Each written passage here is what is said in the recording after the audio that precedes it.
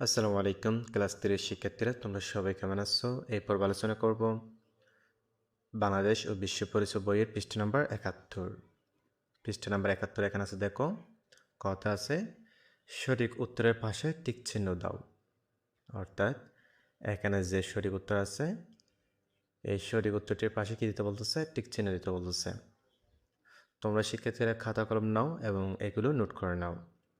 এখানে এক নাম্বার আছে দেখো, রাস্তায় জেব্রা ক্রসিং কেন দেওয়া হয়? কথা আছে পথচারী পারাপারের জন্য, খতা আছে সৌন্দর্য বৃদ্ধির জন্য, গতা আছে গাড়ি থামানোর জন্য, ঘতা আছে গাড়ি ধীরে চলার জন্য। তাহলে আমরা জানি রাস্তায় জেব্রা ক্রসিং কেন দেওয়া হয়? রাস্তায় জেব্রা ক্রসিং দেওয়া হয় পথচারী পারাপারের জন্য। তাহলে আমরা টিক চিহ্ন দিতে পারি কোথায়? এই যে এখানে খতে, তোমরা এভাবে টিক চিহ্ন দিয়ে দিবা। 2 নাম্বার এখানে আছে দেখো, শিশুর পুষ্টি, পোশাক ও চিকিৎসার ব্যবস্থা করা কার দায়িত্ব? কত আছে ডাক্তারের, খত আছে শিক্ষকের, গত আছে অভিভাবকের, ঘত আছে প্রতিবেশীর। তাহলে শিশুর পুষ্টি, পোশাক ও চিকিৎসার ব্যবস্থা কার কার দায়িত্ব? করা কার দায়িত্ব? আমরা জানি অভিভাবকের, অর্থাৎ পিতামাতার। তাহলে আমরা এখানে টিক চিহ্ন দিতে পারি। তোমরা এভাবে এগুলো টিক চিহ্ন দাও। 3 নাম্বারে এখানে আছে দেখো, কোনো অপরিচিত লোক আমাকে কিছু দিতে চাইলে কি করব?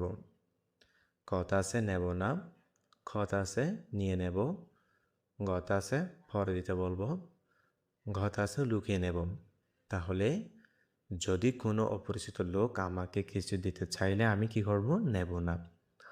তাহলে আমরা এখানে টিক চিহ্ন দিব খতে। তোমরা এভাবে টিক চিহ্ন দিবে শিক্ষার্থীরা। খত আছে দেখো, এখানে বাম পাশের সাথে ডান পাশের মিল করো।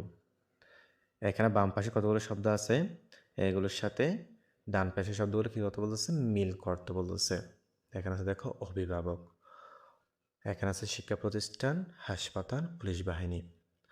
প্রথম আছে অভিভাবক, আমরা মিল করতে পারি অভিভাবক কিসের অধিকার? নাম পাওয়ার অধিকার, আমরা এভাবে মিল করতে পারি। এরপর আছে কি শিক্ষা প্রতিষ্ঠান, শিক্ষা প্রতিষ্ঠান কি? শিক্ষা পাওয়ার অধিকার, এগুলো আমরা আগে পড়েছিলাম। হাসপাতাল কি? চিকিৎসা পাওয়ার অধিকার। পুলিশ বাহিনী কি? নিরাপত্তা লাভের অধিকার। তাহলে শিক্ষার্থীরা তোমরা অবশ্যই এগুলো নোট করে নিবা এবং এগুলো তোমরা অবশ্যই মুখস্থ করে নিবা, যাতে তোমরা ভালো করে হাজিরা দিতে পারো বা পড়তে পারো। গতে এখানে আছে দেখো সংক্ষিপ্ত প্রশ্ন। এখানে খত আছে দেখো, শিশু অধিকার অর্জনে সাহায্য করে এমন 2টি প্রতিষ্ঠানের নাম লেখো। 2 নাম্বার আছে বিদ্যালয়ে পূরণ হয় এমন 2টি অধিকারের নাম লেখো। 3 নাম্বার আছে রাস্তায় জেব্রা ক্রসিং ও ফুট ওভারব্রিজ না থাকলে কিভাবে রাস্তা পার হবে। 4 নাম্বার আছে সড়ক দুর্ঘটনার 2টি কারণ লেখো। তাহলে শিক্ষার্থীদের চলো এই প্রশ্নগুলো এক নজর দেখে নেওয়া যাক, আর তোমরা অবশ্যই খাতা কলম নিয়ে বসো এবং এই প্রশ্নগুলো নোট করে নাও। প্রথম প্রশ্ন এখানে আছে দেখো, শিশু অধিকার অর্জনে সাহায্য করে এমন 2টি প্রতিষ্ঠানের নাম লেখো। এর উত্তর হবে শিশু অধিকার অর্জনে সাহায্য করে এমন 2টি প্রতিষ্ঠান হলো 1 নম্বর বিদ্যালয় বা শিক্ষা প্রতিষ্ঠান এবং 2 নম্বর হচ্ছে হাসপাতাল বা কমিউনিটি ক্লিনিক। তোমরা এগুলো নোট করে নাও। 2 নম্বর এখানে আছে দেখো, বিদ্যালয়ে পূরণ হয় এমন 2টি অধিকারের নাম লেখো।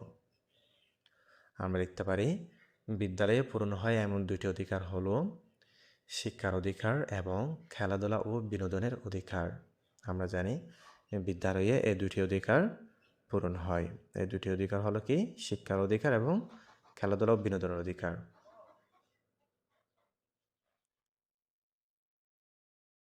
3 নাম্বার এখানে আছে দেখো, রাস্তায় জেব্রা ক্রসিং ও ফুট ওভারব্রিজ না থাকলে কিভাবে রাস্তা পার হবে। এর উত্তর আমরা দেখতে পারি রাস্তায় জেব্রা ক্রসিং ও ফুট ওভারব্রিজ না থাকলে প্রথমে রাস্তার ডান ও বাম পাশ ভালো করে দেখে নিতে হবে। কোনো চলন্ত গাড়ি না থাকলে বা গাড়ি অনেক দূরে থাকলে সাবধানে ও সোজাভাবে হেঁটে রাস্তা পার হতে হবে। কখনো তাড়াহুড়ো বা দৌড়ে রাস্তা পার হওয়া যাবে না। তাহলে শিক্ষার্থীরা আমাদেরকে ভালোভাবে দেখতে হবে, ডান বাম ভালোভাবে দেখতে হবে এবং গাড়ি কতটুকু যাচ্ছে এগুলো ভালো করে দেখতে হবে, তারপর আমাদেরকে আস্তে আস্তে রাস্তা পার হতে হবে। 4 নম্বর এখানে আছে দেখো, সড়ক দুর্ঘটনার 2টি কারণ লেখো। সড়ক দুর্ঘটনার 2টি প্রধান কারণ হলো চালকদের অসতর্কতা এবং বেপরোয়া গতিতে গাড়ি চালানো। এগুলো করা যাবে না, এগুলো আমাদেরকে কী করতে হবে, সতর্ক করতে হবে। 2 নম্বর হচ্ছে ট্রাফিক নিয়ম না মেনে নির্দিষ্ট স্থান, অর্থাৎ ট্রাফিক নিয়ম না মেনে ও নির্দিষ্ট স্থান, যেমন জেব্রা ক্রসিং বা ফুট ওভারব্রিজ ব্যবহার না করে যথাযথ রাস্তা পার হওয়া। তাহলে সেক্ষেত্রে তোমরা প্রশ্নগুলো নোট করে নাও, অবশ্যই তোমরা এগুলো ভালোভাবে দেখে নেবে। আর ভিডিওটি ভালো লাগলে অবশ্যই চ্যানেলটি সাবস্ক্রাইব করে আমাদের সাথে থাকুন। ধন্যবাদ।